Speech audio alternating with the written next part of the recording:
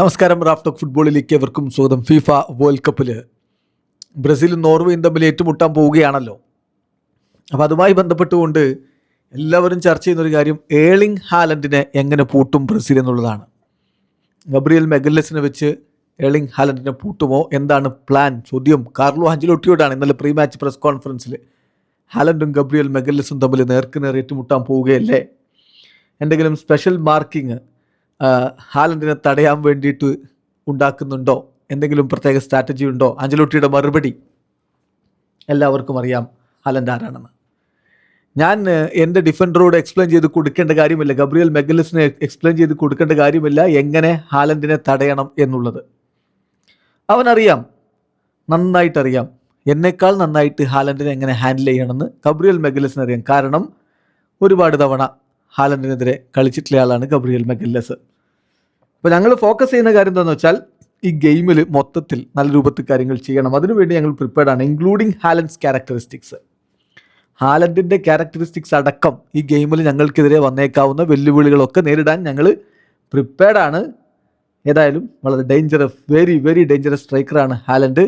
So അദ്ദേഹത്തെ തടയേണ്ടതുണ്ട് എന്ന് തന്നെ കാർലോ ആഞ്ചലോട്ടി പറയുന്നു. അതാണ് ആഞ്ചലോട്ടി ആ വിഷയത്തിൽ ഇപ്പോൾ പറഞ്ഞത്. ഇനി ഇതിൽ വളരെ രസകരമായൊരു കാര്യമുണ്ട്. ആഞ്ചലോട്ടി എങ്ങനെയാണ് ഇതിനു മുമ്പ് ഹാലൻഡിനെ തടഞ്ഞിട്ടുള്ളത്, അദ്ദേഹത്തിൻ്റെ രീതി എന്താണ് എന്ന് പറഞ്ഞാൽ, മാഞ്ചസ്റ്റർ സിറ്റിയും റയൽ മാഡ്രിഡും തമ്മിൽ യുവേഫ ചാമ്പ്യൻസ് ലീഗിൽ പലവട്ടം ഏറ്റുമുട്ടിയിട്ടുണ്ടല്ലോ.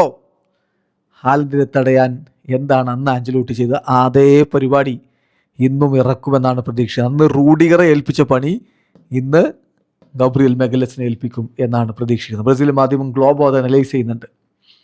അന്ന് 2023 ചാമ്പ്യൻസ് ലീഗിൻ്റെ സെമി ഫൈനലിൽ കോച്ച് കാർലോ ആഞ്ചലോട്ടിയോട് എങ്ങനെ ഹാലൻഡിനെ തടയുമെന്ന് ചോദിക്കേണ്ടായി. അദ്ദേഹത്തിൻ്റെ മറുപടി, ആ മറുപടിക്ക് ഏതാണ്ട് സാമ്യമായ മറുപടിയാണ് ഇന്നിവിടെ വന്നത്.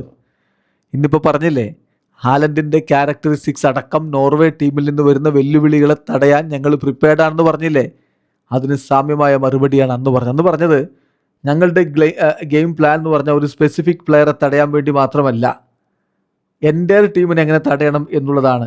എസ്പെഷ്യലി അവരുടെ കാലിൽ ബോളുള്ള സമയത്ത് ഹാലൻഡ് വളരെ ഇമ്പോർട്ടൻ്റ് ആണ്. പക്ഷേ ആ ഒരാളെ മാത്രം നമ്മൾ ഫോക്കസ് ചെയ്ത് പോയാൽ ടീമിലെ മറ്റുള്ളവരെ ഫോർഗറ്റ് ചെയ്യുന്ന പോലെയായിരിക്കും.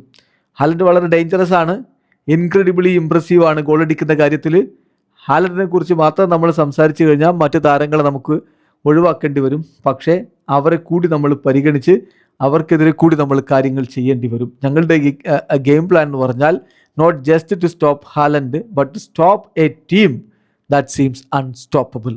പക്ഷെ ഞാൻ വിചാരിക്കുന്നത് പോസിബിൾ ആണ്, ഞങ്ങൾക്ക് വിജയിക്കാൻ പറ്റും എന്നാണ് അന്ന് അദ്ദേഹം പറഞ്ഞത്. സിറ്റിയുടെ പവറൊക്കെ വെച്ചിട്ട് അന്ന് അദ്ദേഹം പറഞ്ഞാണ്.